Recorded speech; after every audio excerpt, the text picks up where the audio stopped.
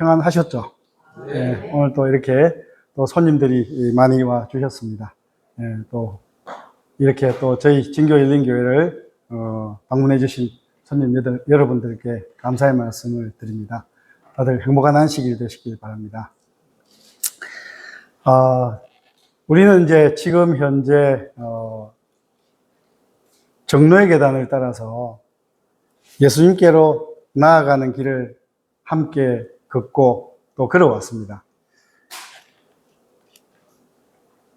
제가 처음에 여러분들께 말씀을 드렸습니다.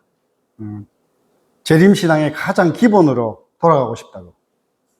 복잡한 말보다 단순한 말씀 앞에서 단순하게 서는 자리로 함께 돌아가고 싶다고 그렇게 이야기를 하고 우리는 여기까지 함께 걸어왔습니다.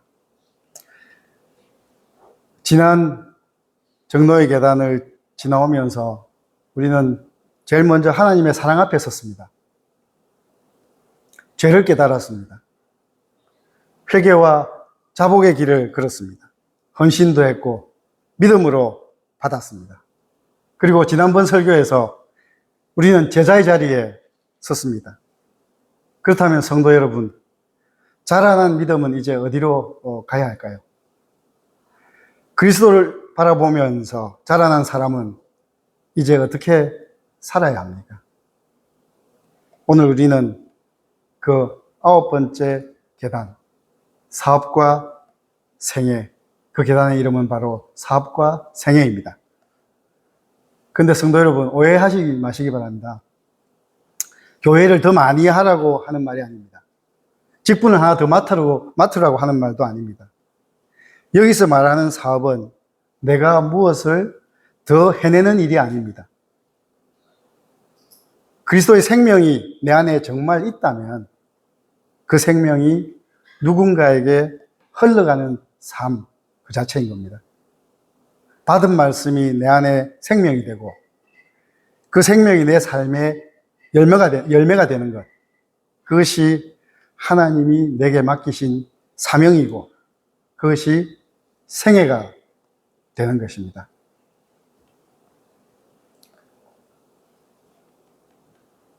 성도 여러분, 우리는 이 세상을 살아가면서 참 많은 말을 듣고 삽니다. 좋은 말도 듣고 상처되는 말도 듣고 위로의 말도 듣습니다. 그런데 사실 이 우리나라 말이, 한국말이 조금 참 우습기도 하고 이상합니다. 말은 듣는다고 이야기합니다. 그런데 우리말은 어떤 것은 또 먹는다라는 표현을 쓰고 있습니다. 마음을 먹는다. 나이를 먹는다. 급을 먹는다. 그리고 또 중요한 말이 있습니다. 욕을 먹는다. 욕은 먹는다라고 표현합니다. 사실 우리 주변에서 화가 많이 난 사람이 이런 말을 하는 것들을 한 번쯤 들어봤을 겁니다. 이 경상도 말이라서 알아들을지 모르겠는데 저는 이런 말 너무 많이 들어서 니 내한테 욕을 못 쳐먹어서 환장했나 뭐 이런 말 있지 않습니까? 욕을 못 쳐먹어서 환장했나. 이게 이상합니다. 저 옛날부터 이상하게 생각했습니다. 욕은 분명히 귀로 듣는 것인데 왜 먹는다라고 표현할까라는. 그런데 그렇습니다. 들은 것은 그냥 흘러가지만 먹은 것은 내 속에 남기 때문입니다. 먹은 것은 속으로 들어와서 내 살이 되고 내 피가 되고 나를 바꾸기 때문입니다. 말씀도 그렇습니다. 말씀은 듣는 데서 끝나면 안 되는 것입니다. 먹어야 합니다. 귀로만 들으면 소리가 됩니다. 머리로만 알면 그냥 단순한 지식이 됩니다. 입술에만 있으면 말이 됩니다. 그러나 말씀이 내 속에 들어오면 생명이 됩니다. 그리고 생명이 된 그 말씀은 반드시 삶이 됩니다. 성도 여러분, 우리는 지금까지 신앙의 길을 걸어오면서 하나님의 말씀을 너무나도 많이 들었습니다. 근데 저는 오늘 여러분들께 이 질문을 드리고 싶습니다. 우리는 말씀을 들어왔습니까? 아니면 말씀을 먹어왔습니까? 들은 말씀은 그 자리에 머물 수 있지만 먹은 말씀은 우리의 발을 움직이게 합니다. 또 누군가에게 가게 합니다. 누군가를 품게 합니다. 누군가를 살리는 자리로 우리를 데려갑니다. 오늘 말씀은 바로 그 길을 보여주려고 합니다. 그런데 성도 여러분, 하나님께서는 에스겔 선지자를 부르셨을 때 좀 이상한 명령을 하고 계십니다. 에스겔 3장 1절 말씀입니다. 이 두루마리를 먹고 가서 이스라엘 족속에게 말하라. 하나님 먼저 가서 말하라고 하지 않으셨습니다. 먼저 설명하라고 말씀하시지도 않으셨습니다. 먼저 가르치라고 하지도 않으셨습니다. 먼저 뭐라고요? 먹으라고 하셨습니다. 말씀을 전하기 전에 말씀을 먹어야 한다는 것입니다. 말씀을 말하기 전에 말씀이 먼저 내 안으로 들어와야 한다는 겁니다. 그래서 하나님은 다시 말씀하십니다. 네 배에, 네 창자에, 네 배에 넣으며 네 창자에 채우라. 왜 그렇습니까? 말씀이 귀에만 머물면 소리가 됩니다. 머리에만 머물면 아까 말씀드렸다시피 지식이 됩니다. 입술에만 머물면 말이 됩니다. 그러나 말씀이 내 뱃속으로, 내 창자 속으로 들어오면 생명이 되는 겁니다. 그런데 성도 여러분, 에스겔이 먹은 두루마리 안에는 무엇이 적혀 있었습니까? 성경은 이렇게 이야기를 합니다. 그가 그것을 내 앞에 펴시니 그 안팎에 글이 있는데 그 위에 무엇이 있다고요? 애가와 애곡과 재앙의 말이 기록되었더라. 애가와 애곡과 재앙의 말. 사실 달콤한 말이 아니었습니다. 듣기 좋은 말씀이 아니었습니다. 마음을 편하게 해주는 말씀도 아니었습니다. 정말로 무겁고 아픈 말씀이었습니다. 심판의 말씀이었습니다. 그런데 에스겔이 그 말씀을 먹었을 때 어떻게 되었습니까? 내가 먹으니 그것이 내 입에서 달기가 꿀 같으라. 아멘. 성도들은 왜 달았겠습니까? 그 말씀의 내용이 달아서가 아닙니다. 그 말씀을 주신 하나님이 그 말씀 안에 계셨기 때문입니다. 그 무거운 말씀 안에서도 에스겔은 하나님의 마음을 만났던 것입니다. 그래서 달았습니다. 말씀을 먹는다는 것은 성경 지식을 하나 더 아는 것이 아닙니다. 말씀 안에서 하나님을 만나는 것입니다. 말씀 안에서 나를 살리시려는 예수님의 마음을 만나는 것입니다. 때로는 그 말씀이 나를 찌를 수도 있습니다. 때로는 내 교만을 드러낼 수도 있습니다. 내가 숨기고 싶었던 마음을 그대로 보여줄 수도 있습니다. 그래도 말씀을 먹어야 하는 겁니다. 왜냐하면 하나님의 말씀은 우리를 죽이려고 찌르는 말씀이 아니라 우리를 살리려고 우리 안으로 들어오는 말씀이기 때문입니다. 예레미야도 같은 고백을 했습니다. 내가 주의 말씀을 얻어 먹었사오니 주의 말씀은 내게 기쁨과 내 마음의 즐거움이오나이다. 예레미야는 정말 그 길이 쉽지가 않았습니다. 그는 환영받는 선지자가 아니었습니다. 사람들이 좋아하는 말만 그런 말 전한 사람도 아니었습니다. 그는 외로웠습니다. 아팠습니다. 때로는 아무도 듣지 않는 것 같았습니다. 그런데도 예레미야는 말합니다. 주의 말씀을 먹었더니 그 말씀이 내 기쁨이 되었다고. 내 마음의 즐거움이 되었다고. 왜겠습니까? 말씀을 먹는 동안 하나님이 함께 하셨기 때문입니다. 그래서 말씀이 달다는 것은 그 말씀 안에서 주님의 마음을 만났다는 뜻입니다. 성도 여러분, 말씀이 내 안에 들어오면 사람이 조금씩 달라집니다. 보는 눈이 달라지고 말하는 방식이 달라지고 사람을 대하는 마음이 달라집니다. 그래서 야고보는 이렇게 이야기를 합니다. 너희는 말씀을 행하는 자가 되고 듣기만 하여 자신을 속이는 자가 되지 말라. 듣기만 하여. 성도 여러분, 말씀을 듣기만 할 수도 있다는 뜻입니다. 말씀을 많이 듣고도 자기 자신을 속일 수 있다는 것입니다.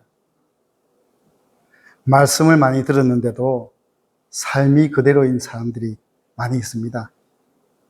진리를 많이 알면서도 사람을 차갑게 대하는 사람이 있습니다.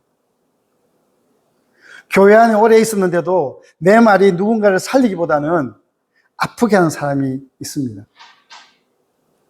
그럴 때 우리는 정직하게 물어야 합니다. 나는 말씀을 들었는가? 아니면 나는 말씀을 먹었는가? 들은 말씀은 내 귀를 지나칠 수가 있습니다. 그러나 먹은 말씀은 내 안에 남습니다. 나를 바꾸고, 나를 낮추고, 나를 움직인다는 사실입니다. 그리고 마침내 누군가를 살리는 자리로 나를 데려가는 것입니다. 그렇습니다, 여러분. 먹은 말씀은 생명이 됩니다. 그리고 그 생명은 반드시 그 사람의 생애가 됩니다.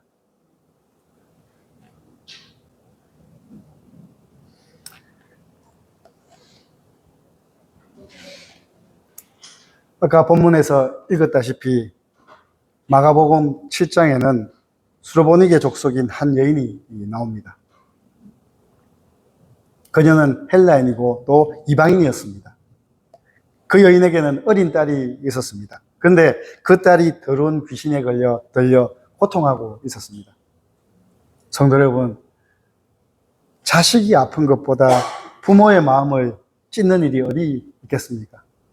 그 아이가 밤마다 괴로워했을 겁니다. 어머니 곁에서 아무것도 해줄 수가 없어서 마음이 무너졌을 겁니다. 그때 이 여인이 예수님의 소문을 들었습니다. 근데 그 여인은 그 소문을 그냥 흘려듣지 않았습니다. 먹었습니다. 예수님이라면 내 딸을 살릴 수 있다는 믿음이 그 여인 속으로 들어갔던 겁니다. 그 여인은 예수님께 나아왔습니다. 예수님 발 아래에 엎드렸습니다. 자기 딸에게서 귀신을 쫓아내달라고 간절히 간구했습니다. 성도 여러분, 이 여인에게는 자격이 없었습니다. 언약 백성이 아니었던 것이죠. 그리고 자녀의 자리에 있지도 않았습니다. 그러나 그 여인에게는 한 가지가 있었던 것입니다. 예수님이라면 하실 수 있다는 믿음, 그리고 딸을 살리고 싶은 어머니의 마음. 그런데 예수님의 대답이 참 어렵습니다. 그리고 이상합니다. 자녀로 먼저 배불리 먹게 할지니 자녀의 떡을 취하여 개들에게 던짐이 마땅치 아니하니라. 개들에게 던짐이. 이것은 거절입니다. 그것도 단호한 거절입니다. 예수님은 이 이방 여인을 개에 비유하였습니다. 개. 어쩌면 모욕처럼 들렸을지도 모릅니다. 너는 자녀가 아니야. 너는 상 아래에 있다. 네 자리가 아니야. 그렇게 들릴 수 있는 말씀이었다는 겁니다. 과연 여러분 같으면 어떻게 했겠습니까? 막말이 나왔겠죠. 내가 여기까지 와서 이런 말 들어야 되나? 그렇게 생각했을지도 모릅니다. 그리고 그 말을 심하게 뱉어 버렸을 겁니다. 그런데 이 여인은 그 말씀을 뱉지 않았습니다. 삼켰습니다. 삼켰습니다. 예수님의 말씀이 자기를 낮추는 말씀처럼 들렸지만 그 여인은 그 말씀 안에서 은혜의 틈을 보았던 것입니다. 그리고 이렇게 대답합니다. 주여 올소이다마는 상아래 개들도 아이들이 먹던 부스러기를 먹나이다. 주님 그러나 라고 말씀하십니다. 저는 사실 이 말씀이 정말로 놀랍습니다. 주여 올소이다마는 주여. 사실 아실지 모르겠습니다만은 마가복음에서 예수님을 향해서 주여라고 부른 사람은 이 여인이 유일하다는 사실입니다. 예수님을 가까이 하던 제자들조차도 예수님을 선생님 또는 랍비라고 불렀습니다. 그런데 이 이방 여인은 예수님 앞에 엎드려서 주여라고 부르는 겁니다. 주여라고. 그렇게 고백한 겁니다. 상처받고 돌아설 수 있는 그 자리에서 오히려 예수님을 주님으로 붙든 겁니다. 여인은 반박하지도 않았습니다. 따지지도 않았습니다. 화를 내지도 않았습니다. 그 여인은 맞습니다, 주님. 저는 자녀의 자리에 있지 않습니다. 맞습니다, 주님. 저는 상위에 앉은 사람이 아닙니다. 그러나 주님, 상 아래에 있는 개들도 아이들이 먹던 부스러기는 먹지 않습니까? 주님의 상에서 떨어지는 그 작은 부스러기라도 제 딸을 살리기에는 충분하지 않습니까? 성도 여러분, 이 여인이 붙던 것은 부스러기였습니다. 부스러기. 근데 그냥 부스러기가 아니었던 것이죠. 주님의 상에서 떨어지는 부스러기였습니다. 그 부스러기만으로도 내 딸을 살리기에 충분하다고 그 여인은 믿었던 것입니다. 여러분, 이것이 믿음입니다. 여러분, 이것이 믿음입니다. 내 자격을 붙드는 것이 아니라 주님의 풍성함을 붙드는 것. 내 상위에 내가 상위에 있을 만한 사람이라고 우기는 것이 아니라 상 아래에 있어도 주님의 은혜라면 충분하다고 붙드는 것. 그것이 바로 믿음입니다. 성도 여러분, 이 여인은 말씀을 먹었습니다. 예수님의 말씀이 차갑게 거칠게 들렸지만 그 말씀을 상처로만 삼지 않았습니다. 그 말씀을 믿음으로 소화했던 것입니다. 여러분, 욕처럼 들리는 말씀도 먹으면 약이 됩니다. 거절처럼 들리는 말씀도 먹으면 생명이 됩니다. 그래서 예수님은 이렇게 말씀하십니다. 이 말을 하였으니 돌아가라. 귀신이 네 딸에게서 나갔느니라. 이 말을 하였으니. 성도 여러분, 예수님은 그 여인의 말재주를 보신 것이 아닙니다. 재치 있는 대답을 칭찬하신 것도 아닙니다. 예수님은 그 여인의 믿음을 보셨던 것입니다. 말씀을 먹고 그 말씀 안에서 예수님을 붙든 믿음. 부스러기 은혜라도 내 딸을 살리기에 충분하다고 믿은 그 믿음을 보셨던 것입니다. 그리고 그 믿음은 딸을 살렸습니다. 성도 여러분, 우리도 이러한 말씀 앞에서 이 여인처럼 설 때가 있습니다. 말씀이 우리를 위로할 때도 있지만 말씀이 우리를 낮출 때도 있습니다. 말씀이 내 죄를 드러낼 때도 있습니다. 내 교만을 찌를 때도 있습니다. 내 차가운 신앙을 그대로 보여줄 때도 있습니다. 그때 우리는 그 말씀을 밀어낼 수 있을 경우도 있습니다. 왜 이런 말씀 하시는데요? 왜 내 마음을 이렇게 아프게 하는데요? 그렇게 말할 수 있습니다. 그렇지만 성도 여러분, 말씀을 먹어야 합니다. 나를 찌르는 말씀도, 나를 낮추는 말씀도 먹어야 합니다. 그 말씀 속에 나를 살리려는 주님의 마음이 있기 때문입니다. 들은 말씀은 그 자리에 머물 수 있습니다. 그러나 먹은 말씀은 발휘됩니다. 그 발은 누구에게로? 예수님께로 나아가게 합니다. 그리고 마침내 누군가를 살리는 자리로 걸어가게 합니다. 수로보니게의 여인은 그 말씀을 먹었습니다. 그 먹은 말씀이 믿음이 되었고 그 믿음이 자기 딸에게 생명이 되었습니다.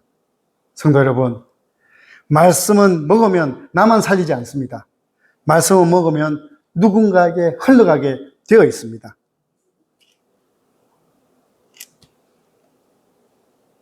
우리는 이제 그 길을 한 번쯤 보려고 합니다. 먹은 말씀이 어떻게 한 사람의 생애가 되는지, 또 그 말씀이 어떻게 누군가를 살리는 삶으로 흘러가는지, 이제 정노의 계단 9장의 말씀 앞에 함께 서보도록 하겠습니다. 정노의 계단 9장은 처음에 이렇게 시작합니다. 하나님은 온 우주의 생명과 빛과 기쁨의 근원이시다. 태양에서 발하는 광선과 같이 샘에서 흘러내리는 개천물과 같이 모든 축복이 하나님께로부터 나와서 그의 온 피조물에게 이르는 것이다.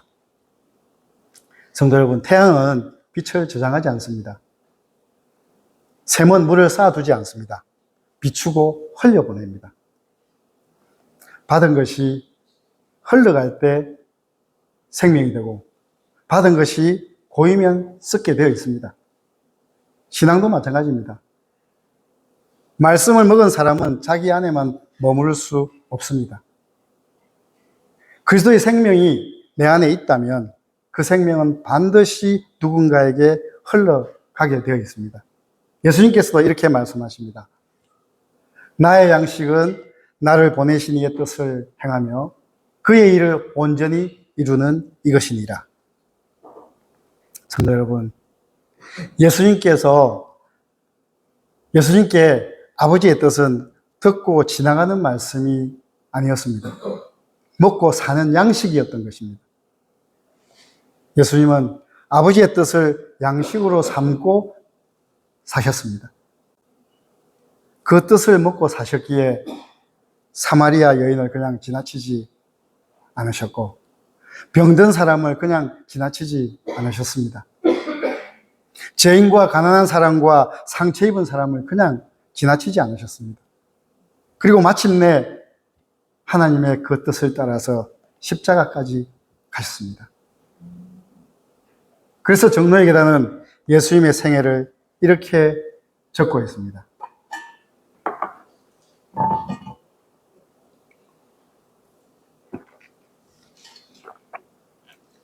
구주의 지상생애는 안일과 자신만을 위한 생애가 아니었고 잃어버린 인류를 구원하기 위하여 그는 말구유에서 갈바리에 이르기까지 극기의 길을 걸어가셨나니 이것이 그의 생애의 큰 목적이었다.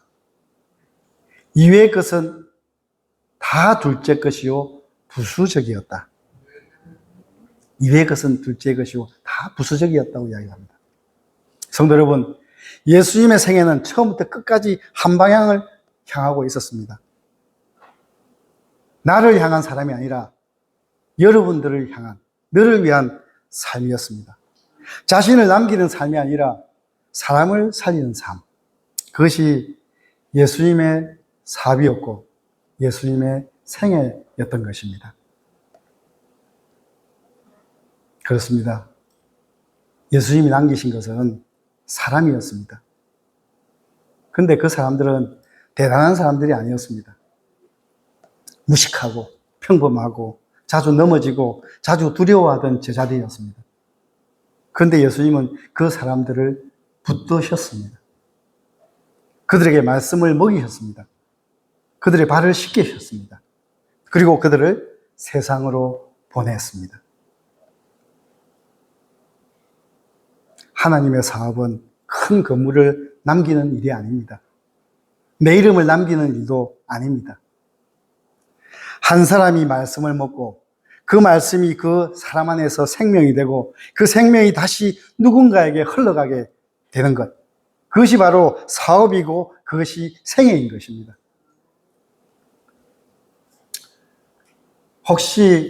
여러분, 혹시 이 영화 보신 적이 있으신지요?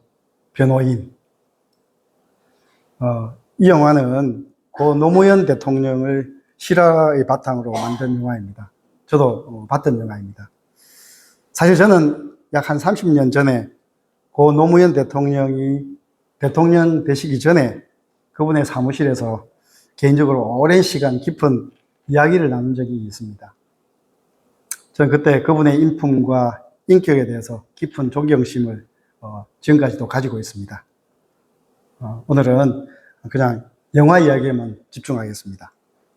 이 영화의 주인공은 송강호로 나오는데 처음부터 의로운 사람이 아니었습니다. 가난한 사법고시 준비생이었습니다. 돈도 없었고 앞길도 막막했습니다.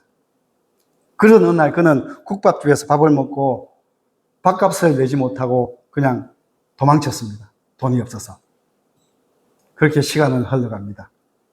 성공한 변호사가 된 그는 아내와 아이들을 데리고 그 국밥집으로 다시 찾아오게 됩니다. 그리고 돈 봉투를 내밀면서 고백합니다. 제가 그때 밥값을 떼먹고 도망친 학생입니다. 그런데 그 국밥집 아줌매는 돌아가신 김영애 씨인데 그 돈을 받지 않습니다. 오히려 이렇게 이야기를 합니다. 자고로 묵은 빛은 돈 말고 얼굴하고 발로 갚는 기라. 자주 오라고. 알겠나?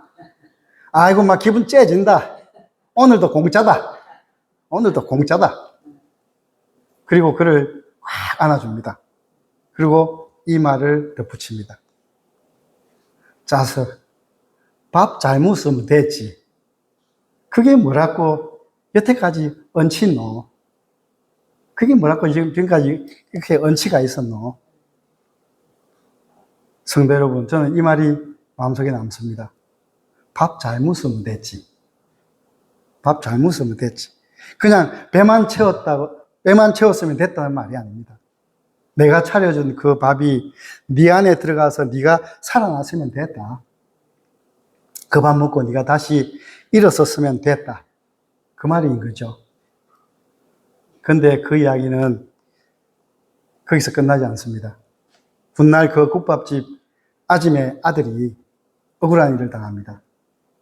정권에 항거하다가 모진 고문을 당하고 감옥에 갇히게 됩니다.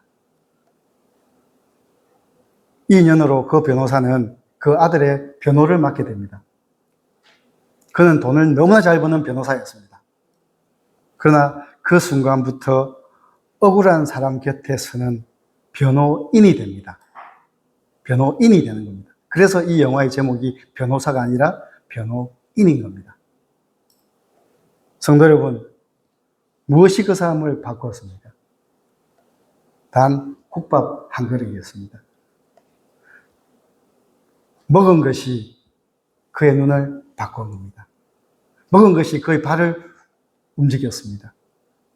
먹은 것이 그의 생애를 전체를 바꿨습니다. 성도 여러분, 이것이 말씀을 먹은 사람의 길인 것입니다. 말씀을 먹은 사람은 자기 자리에서 누군가의 곁에 서는 사람이 되는 겁니다. 가정에서 이기는 말보다 살리는 말을 선택하는 사람. 교회 안에서 차가운 판단보다 따뜻한 마음을 먼저 내는 사람. 외로운 사람 곁에 조용히 서주는 사람. 말 없는 사람의 마음을 함부로 지나치지 않는 그런 사람. 상처 입은 사람을 쉽게 판단하지 않는 사람. 그런 사람이 말씀을 먹은 사람입니다. 왜 그렇습니까? 예수님이 먼저 우리의 변호인이 되어 주셨기 때문입니다.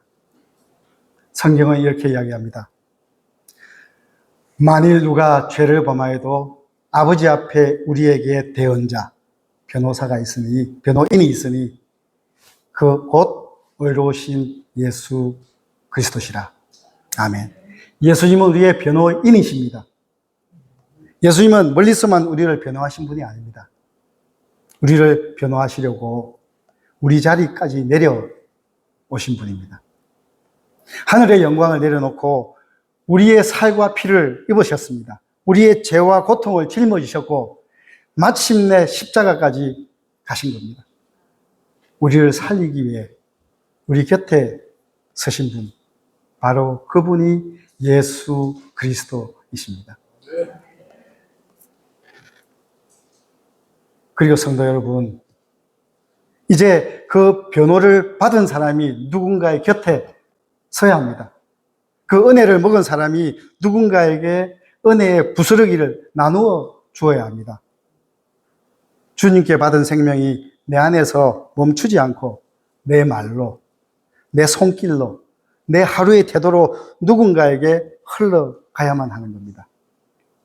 그래서 정로의 계단은 이렇게 이야기를 합니다. 예수의 제자 중에 아무리 비천하고 가난한 자라도 남에게 복의 기관이 될 수 있다. 저희의 무의식 중에 끼치는 감화력으로 말미암아 축복의 파동을 일으켜 그 복된 결과는 최후의 보상의 날까지 도무지 알 수 없을 것이다. 아멘. 성도 여러분, 우리는 다 알지 못합니다. 오늘 내가 건넨 말 한마디가 누군가를 살릴지 모릅니다. 오늘 내가 내민 손길 하나가 어느 마음을 붙들지 모릅니다. 국밥집 아줌마도 몰랐습니다. 자신이 내어준 국밥 한 그릇이 한 사람의 생애를 바꾸고 그 사람이 훗날 누군가의 변호인이 되어줄 줄 알지 못했던 것입니다.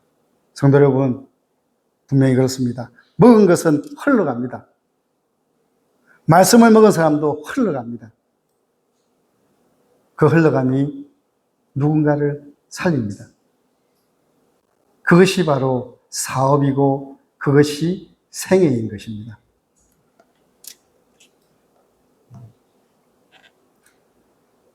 오늘 말씀을 맺고자 합니다.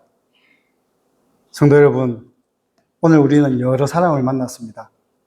말씀을 먹고 달다고 고백한 에스겔과 예레미야, 그들의 말씀을 삼켜서 믿음으로 소화한 수로보니게 여인, 그리고 국밥 한 그릇을 먹고 생애가 바뀐 한 변호인, 이들에겐 다 공통점이 있었습니다.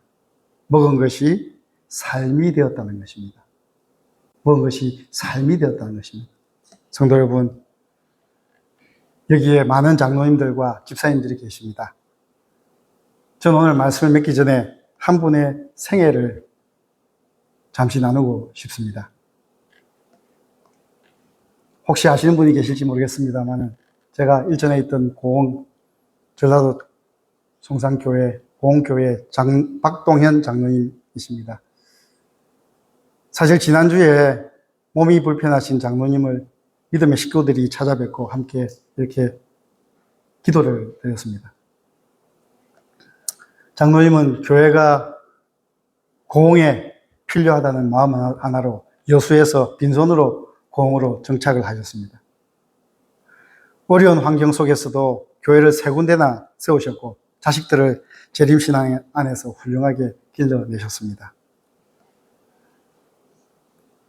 외람되지만 2014년 11월 한국 선교 120주년 기념식에서 장로님은 이렇게 감사패를 받았습니다. 이 감사패는 장로님이 일평생 교회를 세우고 영혼을 구원하는 일에 헌신하셨다는 내용이 담겨 있습니다. 일평생 화려한 무대가 아니었습니다. 많은 사람이 알아주는 자리도 아니었습니다. 그냥 교회가 없으니까 세우고 영혼이 있으니까 품고 말씀이 있으니까 살아낸 그 생애였던 것입니다.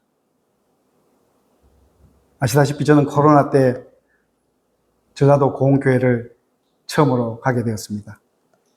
그런데 가자마자 이 장로님께서 얼떨결에 안교 교과를 맡기셨습니다. 저는 당시 성경을 깊이 알지 못했기 때문에 우리 집사람이 잘 알지만 정말로 밤잠을 줄여가면서 말씀을 붙들고 공부를 했습니다. 그렇게 은혜의 시간이 많이 흘렀습니다. 그런데 어느 날 장로님께서 조용히 이렇게 말씀하셨습니다. 신학 공부 해보면 어떻겠습니까? 그 한마디가 제 마음에 남았습니다. 그리고 주님께서 그 한마디를 통해서 제 길을 다시 여셨습니다. 그렇습니다. 장로님의 먹은 말씀이 장로님의 생애가 되었고 그 생애가 부족한 저에게도 흘러왔습니다. 저는 그래서 압니다. 저는 그래서 교만하지 않으려고 합니다. 그래서 저는 나태하지 않으려고 합니다. 나태할 수가 없습니다. 나태하지 않을 겁니다. 그렇습니다. 사업은 사명입니다. 생애는 그 사명을 살아내는 것입니다.